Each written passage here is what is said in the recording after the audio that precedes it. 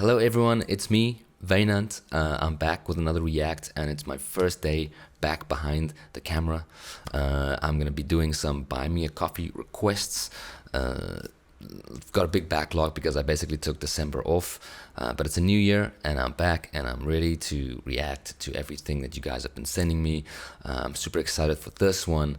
This is a request by Ultra Red, who is one of my biggest supporters. Thank you so much, Ultra Red. It reads, "Hi Wynand, back by popular demand from the comments section. Alice in Chains live at the Moore Theater.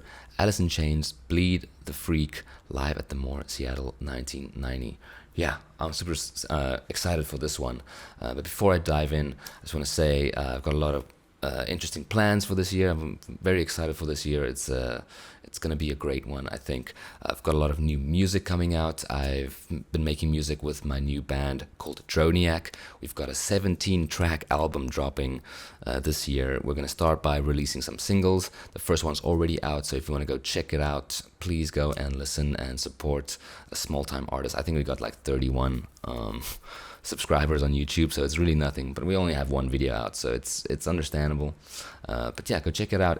I think, especially people, if you're like into Alice in Chains, if you're into to grunge music, we've been implementing a lot of like 90s grunge, 2000s punk kind of sound to our songs, so I think you'll enjoy it. Just go check it out, have a listen. This is actually the song. It's called Let Go, and it's by Droniac. And if you like what you hear, please consider subscribing to that channel as well. Alright, but yeah, let's jump into this song. I'm super excited. Alice in Chains, Bleed the Freak. Yeah, live at the Moore. There's people who were around when this band was playing live, and like Pearl Jam was playing live. Like the Moore must have been like such a amazing venue to go and visit. Like all these bands that were just like casually playing there. It's amazing. Let's check this out. I'm very excited. The title alone is really intense. Bleed the Freak. Damn. Let's see what it's about. And they got a great sound. Kind of chorusy guitar.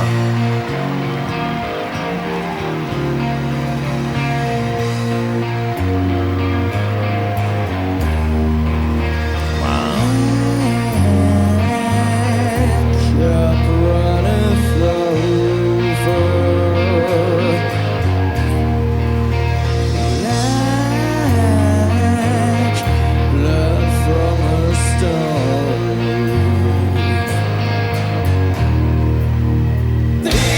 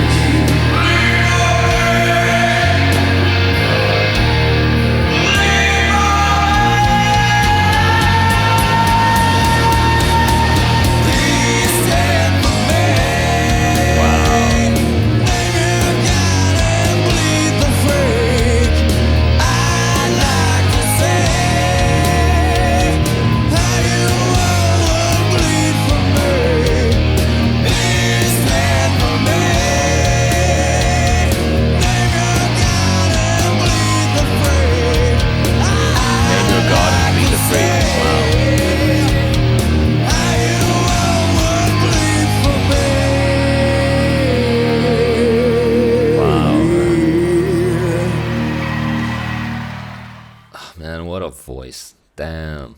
Okay. Okay. Hey, there's Droniak again.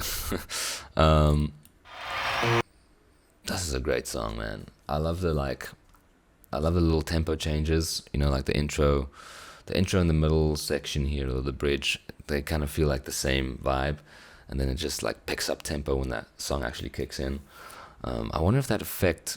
So I wonder how they recorded this first of all. If it was just kind of like everything's going into a mixing desk and they're sending it out to like the speakers so that the audience can hear, and if they're just recording that signal directly or if they're recording it separately and then mixing it afterwards, because there was that like vocal effect on his voice when he's doing all this kind of, I'm gonna sneeze.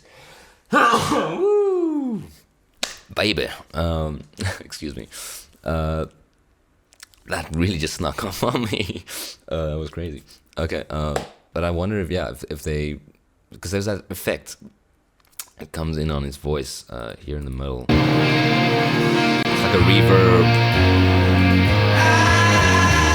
It's like a very roomy, like intense roomy reverb kind of vibe. It almost makes the voice inaudible, but I think that's intentional. But it also really like kind of adds the space to the voice that like when he's like belting those long notes, it just extends it like even more and spaces it out even more. I'm hearing like a lot of Metallica in his voice. I don't know. I'm not sure if they're influenced by Metallica, but I'm hearing a lot of that kind of influence. Yeah, I don't know. Let me know. Like I'm curious to know, because they've got a very interesting sound. They're like definitely like 90s grunge, but then they have this kind of metal quality to just like, I mean, just even like their look, but yeah, like the guitar playing goes into like when he's playing the solos and when he's like palm muting, it's got a bit of that metal vibe to it, but not like hair metal. It's more like grunge metal, I guess. I don't know what you call it. I don't know what the genre is, but like Metallica, like it's a bit darker. It's got a darker edge. I'm curious to know like what bands took a lot of influence from Alice in Chains and like what bands they took influence from. That would be interesting to know. Like if you know, let me know in the comments. Yeah, it's like they've got a great sound. They've got a great sound. They've got a great like live presence and performance. Like it's really sad that Lane has passed on. You know, because it's like I feel like we missed out. You know, like we missed out on a lot of good music and good performances. Maybe that sounds a bit selfish, let's say it like that, but yeah, like it's just sad. It's just sad when a musician goes too early, you know. He's got this like really intense look in his eyes, and like you can see like there's a lot of real pain there, you know. And like the lyrics and his performance and his whole vibe, it's coming from a very real place, and he's like wearing his heart on his sleeve on stage, you know, which is a very like hard thing to do, I think, because it's easy to kind of, I think, or like what a lot of people do, and even something that I do is I slip into a character, you know, and I, you know, I give a performance, like I perform for the audience, and it ends up, it is a performance, you know. It's like and I'm not saying he's not performing. I'm saying like it seems like there's something deeper going on here. Like he's laying himself bare on stage, which is really brave, you know. And I think his lyrics also kind of reflect that, you know. Bleed the freak. I feel like he probably sees himself as like an outsider or as someone who doesn't belong, and he feels like maybe the world has been bleeding him, and the system that we live in has been bleeding him dry in a way, you know.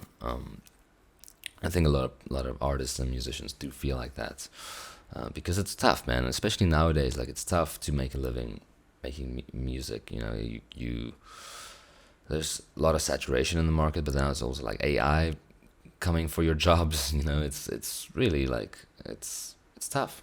It's tough, like how to keep up. But I think also a lot of musicians and a lot of like if you're a true musician and if you're making this for the music, like it's almost like you can't help but make music, you know. I know that's what it's like for me. I've never really done music for like monetary reasons. It's always just kind of happened, and it's always just been part of like my daily ritual is playing guitar and writing songs, writing about things that I feeling or thinking about or reflecting on. You know, it's almost like therapy, I guess, in a way. But I think that's why I maybe relate a lot to like 90s grunge music, even though like these bands are new to me. Like I'm a big fan of the 90s sound. You know, like Nirvana's got a great sound. Jeff Buckley was a big influence on me.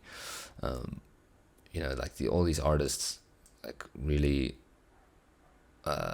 it feels like the 90s became like a very emotional time. You know, like we were kind of done with the over performative style of the 80s, you know, like overdressing and we just kind of started stripping back. We were like, what's at the center of this? What's at the center of the music? Like, what are we feeling right now? And I think that it's also like a reflection of what was going on in the world.